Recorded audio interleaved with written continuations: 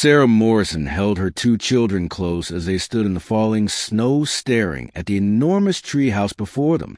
Her son Daniel was 9, wearing a green jacket, already too small for his growing frame. Her daughter Emma was 7 in a bright yellow coat that Sarah had found at the thrift store last month. The lawyer had called 3 weeks ago saying Sarah had inherited property from a distant uncle she barely remembered, Uncle Theodore, a man she had met only twice as a child.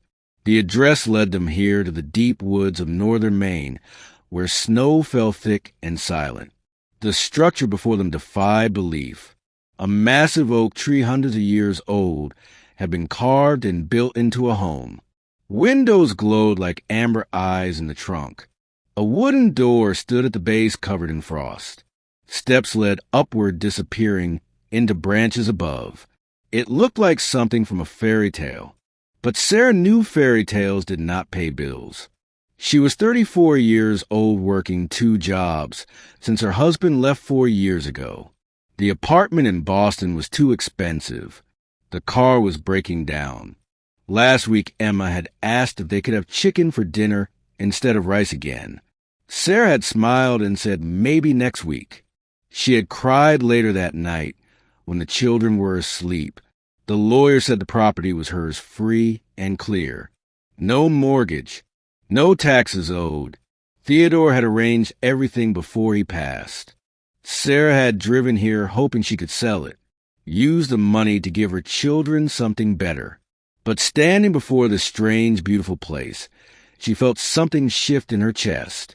Hope maybe, or perhaps just exhaustion. "Mama," Emma whispered, "is this really ours?" "The lawyer says it is," Sarah replied. "Can we go inside?" Daniel asked. His breath made small clouds in the cold air. Sarah pulled the old iron key from her pocket. They walked to the door, their boots crunching in fresh snow. The key turned smoothly despite the cold. The door opened with a soft creak. Warmth rushed out to meet them. Inside was even more impossible than outside. The hollow of the tree had been transformed into a cozy home. A stone fireplace held glowing embers, as if someone had just been there. Furniture made from natural wood curved along the walls. A kitchen stood in one corner with copper pots hanging from branches. Stairs spiraled upward to sleeping lofts. Light filtered through windows carved into the trunk. Emma gasped and ran to touch the smooth wood walls. Daniel stood with his mouth open. Sarah felt tears sting her eyes. It was the most beautiful place she had ever seen. On the table sat an envelope with her name written in shaking handwriting. She opened it with trembling fingers. Inside was a letter. "Dear Sarah," it began. "If you are reading this, then I have gone to join your grandmother, whom I loved more than life itself. You probably do not remember me well. I was a strange old uncle who lived in the woods. But I remembered you. When you were 5, you visited with your mother. You found a bird with a broken wing. While other children might have ignored it, you sat with that bird for hours. You made it a nest from your scarf. You sang to it softly. Your mother said you cried when you had to leave. I knew then you had your grandmother's heart. This home has been in our family for 200 years.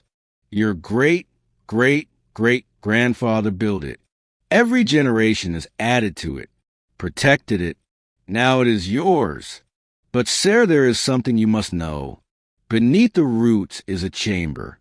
Your grandmother and I spent 50 years collecting gold, not for greed, but because we knew hard times would come. We want to protect our family. The chamber holds our life savings. I hope it helps you and your children. You deserve kindness after the struggles you have faced.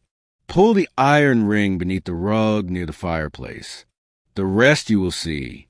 Live well, dear child. Love, Uncle Theodore." Sarah read the letter 3 times, her hand shaking. Daniel and Emma watched her with wide eyes. "Mama, what does it say?" Emma asked. Sarah could not speak. She walked to the fireplace, found the old rug, pulled it aside. There was an iron ring set into the wooden floor. She grasped it, pulled. A section of floor lifted, revealing stone steps leading down into darkness. Daniel found a lantern hanging on the wall. Sarah lit it with matches from her pocket. Together they descended. The stairs went deep, down past the roots, into a chamber carved from earth and stone. The lantern light grew, reflected off something that made Sarah gasp. Gold, bars of it stacked along the walls, coins in wooden chests. More wealth than she had ever imagined. A small fortune that would change everything. Sarah sank to her knees. Daniel and Emma rushed to her side thinking she was hurt, but she was laughing and crying at the same time. "We are going to be okay," she whispered. "We are finally going to be okay." Emma hugged her tight. Daniel wiped his own tears. That night they made beds in the lofts above. The fire crackled warm and safe. Sarah lay awake, listening to her children breathe. She thought about Uncle Theodore, a man who barely knew her, but who had seen her heart when she was just a child, who had spent his life preparing this gift. She thought about the bird with the broken wing, how she had wrapped in her favorite scarf, how she had cried leaving it behind. She had forgotten that moment until tonight. But Theodore had remembered. He had seen who she was, who she would become, and he had trusted her with his legacy. The next morning, Sarah stood at the window, watching snow fall through trees. She had spent years struggling, working until her body ached, skipping meals so her children could eat, lying awake afraid of what tomorrow would bring. Now she held a letter from a man who had believed in her, who had given her not just money, but a home, a place where her children could grow, where they would always be safe. She would sell some of the gold, carefully, quietly, enough to invest, to open the small bakery she had once dreamed of, enough to send her children to good schools, to buy them winter coats that fit, to have chicken whenever they wanted. But she would keep this place, this magical treehouse in the woods. It would be their shelter, their sanctuary, the place they returned to when the world felt too hard. Emma came to stand beside her. "Mama, will we stay here?" Sarah put her arm around her daughter. "Yes, my love. This is home now." Daniel joined them at the window. The three of them stood together watching the snow. A single mother and her 2 children, no longer poor, no longer afraid, held by the roots of a tree that remembered kindness, and a man who had known that the greatest wealth is giving someone a chance to dream again.